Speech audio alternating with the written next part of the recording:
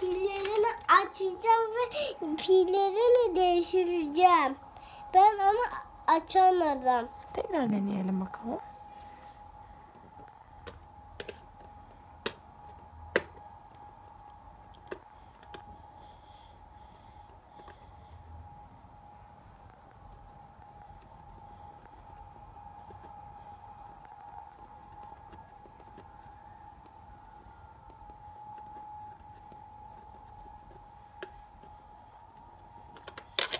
Neden olmuyor? Birlikte yapalım mı? Çaydanlığını tut sen. Çanlarım. Başka pil katalım mı? Hı hı. Onu da açıyoruz değil mi? Hı hı. Bu elindeki bırak anne artık.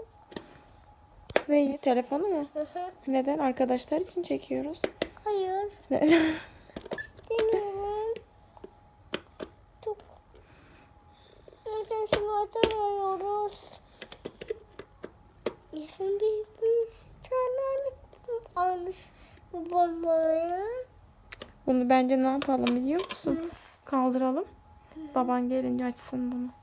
Hayır. Çünkü babam biraz daha güçlü olduğu için o daha kolay açar. Eline batabilir. Çekişle vuralım mı? Çekiş açılmadı anneciğim. Şu an işini girer kapa. Girer. Daha çok bozulur öyle yaparsan. O bence baba gücü istiyor.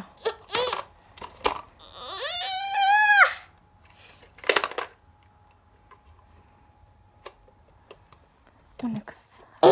Ağzı. Böyle.